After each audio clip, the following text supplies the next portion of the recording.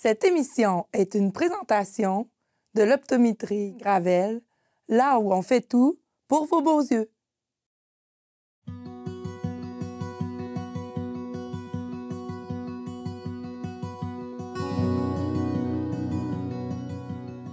Bonjour à tous, bienvenue dans notre belle émission La Parole aux aînés. Je suis Grace Oulahi et je suis tellement heureuse de vous retrouver aujourd'hui. Notre invité du jour s'appelle Jean-Guy Fabre. Bonjour Jean-Guy. Bonjour. Merci d'avoir accepté notre invitation. Plaisir. Et on vous a sélectionné parce que votre vie a été vraiment pleine, remplie. On aura l'occasion de voir ça en détail. Merci. Nous sommes ici au Renaissance et on va tout de suite commencer par votre enfance. Est-ce que vous voulez nous parler de votre famille, vos parents, vos frères et sœurs? Alors, je suis l'aîné de la famille, de 5 enfants. Moi, 2 garçons, 2 filles. OK. Dans le temps que j'étais jeune, j'étais très actif, comme tous les jeunes aujourd'hui. Comme tous les jeunes, oui. Mon père m'a montré à travailler et ma mère m'a éduqué. OK. Vous êtes resté sur Black Lake pendant toute votre enfance? Hein? Non, je suis né à Black Lake et on y venait à Touchford. Parce que mon père travaillait aux mines d'amiante ici. Il a été là pendant 38 ans. Ça fait que, à l'époque, les mineurs pouvaient acheter une maison à prix abordable. Sauf que les maisons n'étaient pas constituées comme aujourd'hui. Oui, c'était différent. C'était très de base. Une boîte carrée sur des poteaux. Wow. Tout simplement. Boîte carrée. Et il n'y avait aucune division. Il n'y avait pas de chambre de bain. Donc, on allait dehors dans une petite cabane. À l'extérieur. C'est ça, une petite cabane séparée. Ça ne devait pas être évident l'hiver, hein? Non, mais on avait un contenant. On faisait nos besoins et mon père transportait en arrivant de son travail. Ça change vraiment d'aujourd'hui. Oui, définitivement. Et c'est quel job que votre père vous a appris à faire en particulier? Surtout, il fallait faire un solage à la maison. Il n'y en avait pas. Ça consiste en quoi? C'était sur pilotis. OK. Donc, il fallait enlever un poteau, commencer à creuser à la pelle, faire une base de ciment, et avec de la pierre que mon père faisait venir de la mine, les résidus de pierre assez gros, on commençait à constituer un solage avec du ciment pour monter. Au fur et à mesure. Au fur et à mesure. Et on tassait, on appuyait cette partie-là, on tassait au poteau suivant, et on l'a fait comme ça. Ça a pris au-dessus d'1 an, au pic par la pelle. 1 an? 1 an. Et le centre n'était pas creusé encore. Encore. C'était le compteur qui était Finalement, c'est que c'est vous-même qui avez monté toute la maison, finalement. Non, mais mon père, j'aidais mon père parce que quand même, j'avais quoi, 12, 13 ans à peu près. Non, même pas, j'étais plus jeune. Ah oui. Et votre grand-père aussi travaillait aux mines? Tout le monde travaillait. Mes oncles travaillaient tous aux mines. Oh là là. Ouais. Mais vous, ça ne vous a pas vraiment dit de vous retrouver là? J'ai finalement été là. OK. Dans les 55 jobs, j'ai expliqué tout à l'heure où j'ai pris ces jobs-là. Oui. Dans les 55 jobs, j'ai travaillé aux mines, aux alentours des mines. On en reviendra. Là, je voudrais revenir sur une partie dont vous nous avez parlé. C'est quelque chose qui diffère de ce qu'on a aujourd'hui. C'est quelque chose de très simple. Après la messe, pour la messe, déjà, il fallait mettre ses beaux habits. Oui. Et puis après la messe, il fallait les enlever. Définitivement. À notre retour chez nous, il fallait les enlever. On appelait ça les habits du dimanche. Les habits du dimanche. Voilà. L'expression existe toujours, mais je ne pense pas que maintenant, il y ait des habits spéciaux pour la messe. Non, je ne crois pas. Je ne crois pas. Mais ça fait quand même apprécier ce qu'on a, le fait de différencier quelque chose de précieux, quelque chose qui est réservé pour... Et puis, d'autres habits qui sont pour tous les jours. C'est ça, définitivement, parce que la famille étant des ressources modestes, on faisait attention à notre linge pour l'avoir le plus longtemps possible et surtout le repasser au suivant. Ah oui. Il était utilisé par le suivant. Le repasser au suivant. Ouais. Du coup, vous qui êtes l'aîné, vous avez repassé certaines affaires à vos frères. Ah oui, définitivement. Ah oui. Oh là là. je suis sûre qu'aujourd'hui, les enfants, ils ne voudraient pas ça. Non, je ne crois pas. Non, je ne mettrai pas le chandail à mon frère. Non, je ne crois pas. Mais finalement, c'était bien. C'était bien. C'était la mode du temps. C'était économique, surtout. Économique, surtout. Surtout. Les mamans faisaient beaucoup de couture pour confectionner les vêtements qui manquaient. Oui. Ça, c'est bien, c'était économique. Et là aussi, vous avez continué votre éducation dans une maison privée à Saint-Noël. Oui, c'était une première année. Au début, il y avait comment tu appelais ça, le boom. Les enfants arrivaient l'un après l'autre, il y en avait 12, 13 par famille. OK. Et puis, à ce moment-là, il manquait de classe, d'appartements, si vous voulez, pour faire l'enseignement. Donc, ils louaient des maisons privées. OK. Au deuxième étage. Au deuxième étage. On l'appelait l'école Gourde. Le propriétaire, c'était M. Gourde. Et il fallait monter l'escalier pour aller dans notre classe, c'est ça. Et vous, avec tous vos frères, vous tous, vous avez fait les écoles dans les maisons privées? Non. J'ai été le seul avec ma soeur. Bon, de toute façon, vous étiez le premier, donc... c'est ça. Par la suite, les écoles sont finies de construire. L'année suivante, on arrivait dans des nouveaux locaux. Exemple, Collège Saint-Noël, Couvent Saint-Noël. À l'époque, c'était les religieux qui opéraient ça. Et on arrivait dans ces locales qui n'étaient pas terminés encore. Ouais. Bah, il fallait bien répondre aux besoins, même si ce n'est pas terminé. Il fallait que les enfants y aillent à l'école. OK. Et là, vous donnez un détail. Votre père qui ne savait pas lire ni écrire. Non, exact. Est-ce qu'il vous a vraiment encouragé à vous autres, ses enfants? Il voulait que je m'instruise le plus possible. Oui. Et puis, il n'y avait pas les moyens de me payer des études. OK.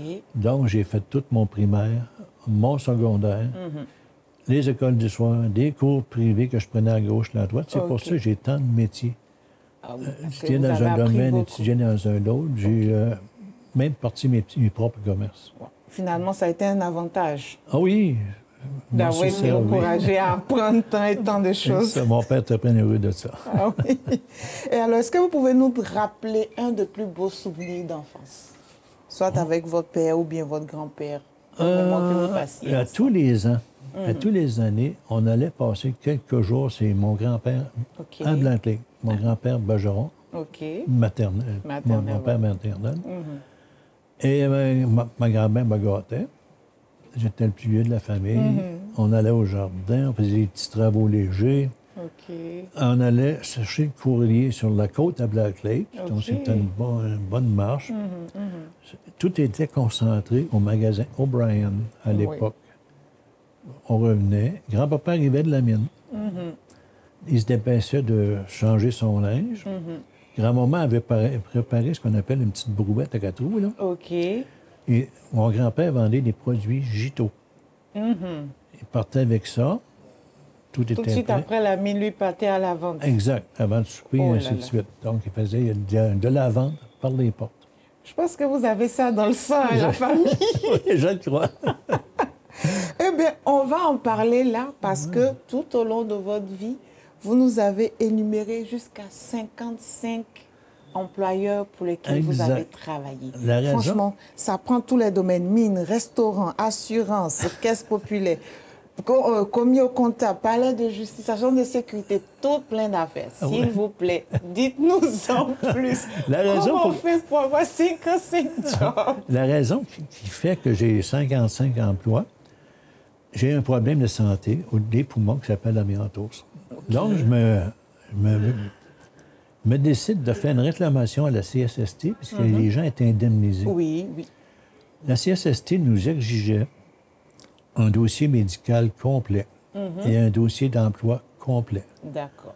Donc, le dossier médical, tu peux l'avoir par l'hôpital, le dossier médical. Maintenant, l'emploi, on cherche comment trouver ça. Ouais. Donc, je me suis adressé à la Régie des rentes du Québec. Ils m'ont tous sorti le dossier complet de mes employeurs à partir de 1966, parce qu'avant, ça n'existait pas. Ça n'existait pas, oui. Donc, ils m'ont fourni un document qui me dit 55 employeurs. Wow. Parce qu'ils ont listé tout ce que vous avez fait comme activité. Et voilà. C'est que vous êtes quand même polyvalent. Alors, dites-moi, par quoi vous avez commencé? Déjà par la mine ou bien par le restaurant? C'était quoi le premier? Par le restaurant. Le restaurant. Il y a eu différents travaux, je ne vais pas tous les énumérer. Oui. Par le restaurant, j'ai loué une concession à Robertsonville. OK. Qui s'appelait le restaurant Dixie. Ah, c'était votre restaurant à vous? Oui, c'était une location. Que vous avez travaillé dans un restaurant. Exact. OK, d'accord. Et à l'hôpital, c'était quoi comme job? À l'hôpital, j'étais agent de sécurité. C'était une autre période, un autre âge. Oh là là. Agent de sécurité à l'hôpital, agent de sécurité au palais de justice. Au palais de justice aussi. C'est ça. À la cour, faire de la surveillance lorsque le juge arrive, inspecter la salle au complet avant qu'il arrive, pour pas qu'il y ait d'armes cachées. On se sentait bien quand M. Fabre était là. Et contrôler la salle, garder le silence, puis ainsi de suite. Et puis, juste une dernière affaire, l'assurance vie. Bon, l'assurance vie, on n'est pas dans le même ordre, là. Oui, oui, oui. L'assurance vie, c'est que j'ai un de mes copains qui vivait quand même assez bien. Puis il dit, toi, arrête de chercher à gauche pas à droite, là. Viens en assurance, on va te former, puis ainsi de suite. Fait que j'ai pris des cours nécessaires pour faire l'assurance. J'ai obtenu mon permis de faire de l'assurance. Et j'ai commencé avec l'assurance. Les gens se figurent que tu rentres à quelque part, veux-tu une assurance? C'est pas la façon de s'y prendre. Je pense pas, non. J'ai été quand même quelques années. Et mon patron m'a dit, écoute, il y a un poste disponible à Victoriaville à titre de gérant de bureau. Ah bon, on déménage encore. C'était la raison du déménagement, ça. Parce qu'à ce moment-là, je me suis ramassé à Victoriaville. Le travail consistait aussi à recruter des gens, ce qui n'est pas facile. Oui. Recruter les gens, les former. Recruter et former, et les aider à travailler à ce moment-là. Wow. Je voulais juste montrer à quel point vous avez été polyvalent. Agent de sécurité, ce n'est pas la même affaire que assurance vie. Absolument. Ça n'a rien à voir avec le travail des mines. Exact. Mais vous êtes épanoui dans toutes ces affaires. Et pas que, parce que là encore, vous faites de la musique. Depuis l'âge de 14 ans. 14 ans, j'ai formé un groupe avec les copains du coin. Je ne vous dirai pas comment j'ai fait pour acheter mes instruments, mais on s'est mis à s'amuser. Ma mère ne voulait pas qu'on pratique dans la maison, hein, c'était trop fort. Fait qu'on s'était formé un groupe, on le faisait sur la galerie extérieure. OK. Après souper. Et les gens se ramassaient dans la rue, venaient nous écouter. Après souper à soir, là? Oui, oui. Ah oui? Les gens se ramassaient dans la rue, venaient nous écouter. Ils vous donnaient-tu des sous, là, quand ils vous écoutaient? Non, absolument pas. Juste pour le fun. Des fois, ils applaudissaient. Ah. Probablement parce qu'on n'était pas si pire que ça. J'allais demander, j'espère que vous jouiez bien quand même. Oui, c'était la guitare. Donc, on s'est formé un groupe. Et il y a un monsieur dans les spectateurs qui est venu nous voir. Il nous a dit, on part quelque chose pour les jeunes. Les activités pour les jeunes, il n'y en avait pas tellement. Il dit, on part à une soirée de danse. OK. On va former ce qu'on appelle un fan club. Et vous feriez de la musique. On va vous rémunérer tel montant. On est heureux, nous autres, on est des rois. À 14 ans! Fait que ça a été le début de la musique. OK. Et ça fait 65 ans cette année que je suis musicien, que j'opère encore. C'est ça, ce qui est magnifique, c'est que vous jouez encore. Ah oui, faut pas. C'est une maladie, ça. Hein? Une belle maladie. Oui, merci. Est-ce que, au cours de votre vie, vous avez formé des personnes, vous avez eu des élèves, des personnes qui ont appris avec vous? Oui, définitivement. Je n'ai pas les noms. Il y en a, la plupart ont toutes démissionné. Je n'ai peut-être une personne, mais elle est à l'extérieur. OK, OK. Ouais. C'est quoi que vous lui avez appris? Piano ou non, bien la guitare? Guitare. Juste la guitare. L'histoire du piano, c'est qu'on est deux musiciens dans un groupe. À l'époque, on était deux guitaristes, puis ainsi de suite. Là. OK. On est deux musiciens qui commencent à être tannés de faire de la musique à la guitare. OK. L'autre en fait du haut clavier. OK. On dit, à ce soir, on change ça. On a interverti ça. Ah ouais? Oh boy! J'imagine, le premier jour, ça ne devait pas être évident. Les gens en avant, c'était pas évident. Et je suis resté au clavier. Ah ouais? Moi. Du coup, vous savez déjà la guitare, puis vous avez appris. J'ai travaillé. Wow. Et j'ai pris des instruments de plus en plus complexes. Présentement, j'ai une machine au-dessus de 5 000 $. Ah oui? Oh, j'ai un plaisir fou avec ça. Il y a même des voix masculins, féminins là-dedans. Vous faites genre les mixages vous-même et tout, vous avez tous les appareils? Avec des trames sonores déjà préparées. Oui. Oui, j'ai inclus des choses personnelles. Oh là là, je viendrais-tu enregistrer une affaire avec vous? Oui, bien d'accord. On en parlera. Je t'invite lors d'un repas. Je te paierai ton repas, Pirelli. Oh là là, merci. Parce que là, ce que je vois, c'est que vous jouez encore même ici. Oui. Vous avez dit une fois par mois ici au Renaissance, sur l'heure du dîner et du souper. Exact. Ça vous garde en forme et tout. Les gens semblent aimer ça parce qu'ils veulent en voir 2, 3 fois. Ah oui? Et la direction dit non. Il fallait qu'on augmente votre logement. Il dit ça, nos résidents ici. Ah, mais c'est magnifique. Et là encore, on va aller parler d'une autre de vos passions. Allez-y. On va voir les images tantôt, c'est la généalogie. Ah oui. Franchement, avant d'en parler, je voudrais vous dire félicitations. Oh, merci. Parce que j'ai vu, vous êtes remonté jusque dans les années 1600, 1500 Exact. de vos aïeux. D'où est-ce que c'est venu? Comment est-ce que tout ça a commencé? L'intérêt que j'ai eu pour la généalogie, mon père me parlait de mon grand-père paternel. Puis souvent, il arrêtait là. Et des fois, l'histoire n'était pas tout à fait ce que je voyais. Ouais. Là, je me suis dit, moi, aller voir, puis ouais. La curiosité. La curiosité. Mais déjà, mon grand-père, j'ai bloqué, je ne trouvais pas son père. Ah ouais? Mais je trouvais sa mère. OK. Elle semblait être une fille-mère. Fait que je me suis mis à fouiller l'aide des amis. J'ai eu un contact en France qui portait mon nom. OK. Et j'ai communiqué avec elle. On en a fait un petit bout. Finalement, je me suis aperçu que le nom de la mère, c'était pas Lucie, mais c'était le nom du père, Lucien. Ah ouais? À partir de là, j'ai débloqué. OK. Parce que là, vous aviez maintenant les deux. Et ça. Et puis, Et j'ai fait de la recherche, Ça fait une vingtaine d'années que je fais ça. une vingtaine d'années de travail. Exact. Vous êtes allé même en France, hein? Oui. Pour avoir d'autres noms, d'autres Ouais, 2 sources. fois, puis j'ai bien aimé, puis j'ai envie d'y retourner encore. Oh là là! Non, La mais... façon que je procède, exemple, que je te donne, je te demande le nom de tes parents, OK. le nom de tes grands-parents. OK. Et à ce moment-là, probablement qu'ils sont décédés. Donc, je vais avoir approximativement la date du décès de tes grands-parents. Donc, je vais sur Internet. La plupart du temps, on voit la date, on voit le décès annoncé. Et souvent, il y a la photo. Oui. Donc, à ce moment-là, je regarde le nom de ton grand-père. Il est le fils de, parce qu'il est annoncé sur Tout le ça, décès. c'est annoncé, oui. Il laisse dans Wow. le deuil. Donc, j'ai Exactement. les enfants qui sont tes oncles et tes tantes. OK. Et ainsi de suite. Vous savez quoi? Je viens de vous trouver un 56e emploi. Enquêteur. J'aurais aimé. Parce que là, c'est vraiment tout un travail d'investigation que vous faites. Oui. Et ce qui est magnifique, c'est que c'est vraiment juste la curiosité, mais c'est surtout beaucoup de passion Oui. et de patience aussi. Oui. Parce que vous ne l'avez pas fait seulement pour votre famille, vous l'avez fait aussi pour d'autres gens. Oui. Est-ce qu'ils vous l'ont demandé expressément? Je l'ai offert aux gens d'abord. OK. Ici, à la résidence, je demande aux gens, ça t'intéresse? La plupart savent, je pense que je vais mettre juste des noms. OK, OK. Et lorsque je trouve une personne très intéressée, je leur explique que je vais être curieux, je veux tout savoir, sur les choses très personnelles. Oui, c'est ça. Et à ce moment-là, je ne le charge rien. Je le fais bénévole. Mais il y a une seule condition. Lorsque on va produire un livre, ils devront en garder une copie et m'en payer une copie. Ça, c'est ma récompense. Ah oui? Ouais. Mais c'est beau. Moi, je pense que c'est quand même généreux. Oui. C'est quand même généreux. J'aimerais ça que vous me parliez des difficultés que vous avez rencontrées tout au long de ces 20 années-là. Je voudrais qu'on creuse un peu. Parce que 20 ans de recherche, je suis sûre que ça n'a pas été facile. Non, ça n'a pas été facile. Quel genre de difficultés auxquelles vous avez Au été niveau de la confrontés? généalogie, vous voulez Oui, savoir? pour la généalogie. OK. oui. Souvent, j'ai bloqué à des endroits, mais avec l'assistance de d'autres personnes. Parce qu'en généalogie, on s'entraîne. OK. Je suis bloqué de telle place, as-tu une information? Et ainsi de suite, puis on s'en va, puis on monte. Mais en France, j'ai débloqué pas mal de choses. Ah oui? Surtout du côté maternel. J'ai réussi à produire un livre de 1600 pages. Wow. Parce qu'il n'y a pas rien que des noms, là. Il y a l'histoire. C'est ça, il y a Il l'histoire y a des aussi. plans. Où est-ce que, quand ils ont immigré, où c'est qu'ils sont arrivés, la terre qu'ils ont achetée, le prix qu'ils ont payé.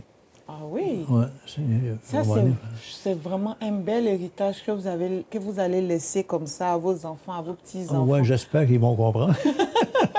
Non, mais c'est sûr que je pense que forcément, arrivé à un certain moment, quelqu'un va se poser la question. Exact. Et là, on va voir toute l'importance du travail que vous avez accompli. Ah, merci. Franchement, chapeau. Et puis, on va décaler directement sur vos enfants, vos petits-enfants. Vous en avez des Alors, enfants, moi, des petits-enfants et tout? j'ai été marié 22 ans, divorcé. J'ai une fille formidable Oh oui. qui est très active et fonceuse. Pas parce que papa y a mis la pression. Parce qu'elle ressemble à papa un peu, je pense aussi. Elle a 2 enfants qui sont mes petits-enfants, OK. un garçon, une fille. OK, Il y en a un qui est trader actuellement à la bourse. d'accord. Et ma petite fille, elle part des compagnies qui fonctionnent très bien, elle les vend. OK. Pour vivre. Ah, mais c'est beau, ça. Et j'ai eu des arrière-petits-enfants. Des arrières? Ah, J'ai ouais. déjà des arrière-petits-enfants. C'est beau, ça. Un garçon, une fille, et une fille qui est japonaise. parce que mon petit-fils, il a étudié 5 ans au Japon, il a marine japonaise. Ah C'est ça. ouais! Donc, il a dû apprendre la langue japonaise OK. pour se faire comprendre. Vous comprenez quelques mots en japonais, là? Non, non. En anglais, oui, mais au japonais, j'ai En de l'affaire. japonais, non. Mais bon, Je prends mon traducteur. du coup, l'anglais, c'est universel, c'est déjà beau Oui, oui, allez-y. pour communiquer. Là, je vois aussi que vous êtes quelqu'un de beaucoup bricoleur. Eh oui. Et on a vu la photo de la maison que vous avez construite. Oui. C'était à quelle époque? D'où est-ce que ça vous est venu? Bon, c'était aussi, l'époque cette où je inspiration? travaillais dans les mines et OK. c'était la mode pratiquement. On voulait tous avoir un chalet au bord de l'eau. OK. Ici, dans la région, on a beaucoup de lacs. Donc, il y avait des espaces disponibles. Et j'avais su que le lac Caribou, un lac de tête ici dans la région, qui n'a pas de moteur à essence, je pourrais expliquer pourquoi. Il y avait des espaces disponibles, puis un de mes copains qui travaillait avec moi, il voulait vendre ça. Ah oui? Donc, je m'en vais sur place. On arrive à un cultivateur, il y a une barrière, et il nous charge 5 par année de droit de passage. OK. Fait qu'on passe à côté des vaches, si vous voulez. Là. Il y a un petit sentier. On prend le petit sentier, on arrive au terrain que je voulais. Achète le terrain. Là, par la suite, assez foncé, je forme un groupe de résidents pour l'association du lac de la Caribou. zone, oui. Je voulais négocier avec la municipalité pour avoir un autre terrain, parce qu'on l'a découvert en cours de route qu'on n'était pas chez nous. Ah oui? On voulait avoir un chemin. La municipalité disait, vous n'êtes pas ça. chez nous. On disait, Hydro-Québec, venez nous mettre l'électricité. Ils disaient, vous n'êtes pas chez nous. Ça allait pas bien, là. Ah ouais? Et on était 32 comme ça. Ben, vous êtes chez qui, alors? Qui doit s'occuper de ça, hein? Bon, moi, je vais résumer. OK. C'est un lac qui est loué par la ville de Black Lake sur un bail amphithéotique de 100 ans OK. pour prendre l'eau. D'accord. Dans la municipalité de Saint-Joseph de Courraine, sur le terrain du cultivateur en question, sur le terrain des mines, est régi par le ministère des Neiges et Ressources. Ça fait Comment plein je de fais monde. pour devenir propriétaire? Ça fait plein de monde, oui. Ouais.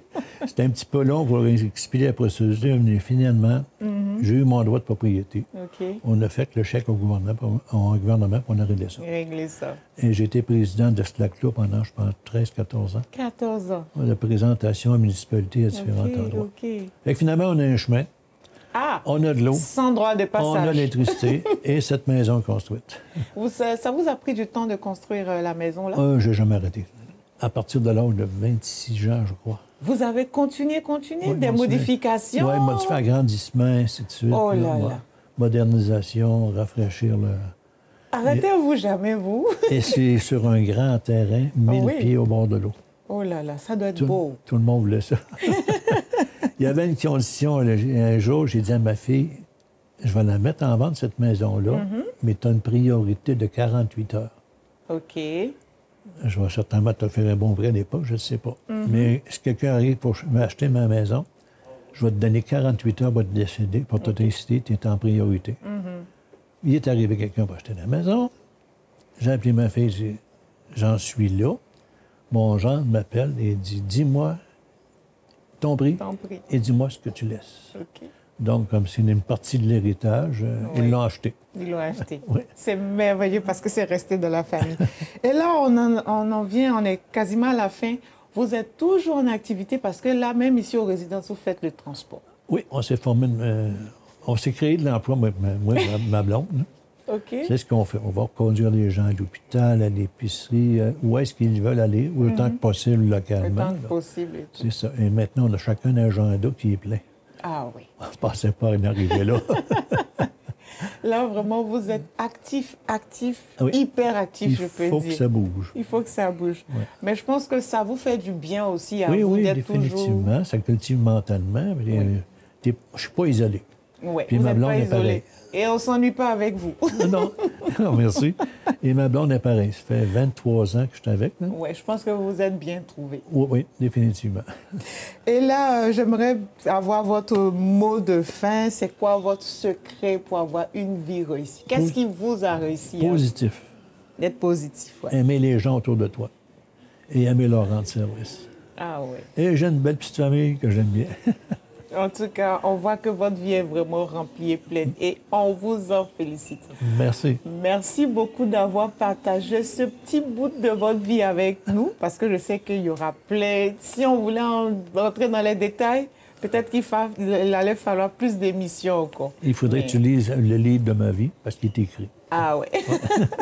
En tout cas, merci encore, Monsieur Fabre. Plaisir. Et nous autres, on se retrouve la prochaine fois pour un autre épisode de La Parole aux aînés. Au revoir. Au revoir. Monsieur Fabre.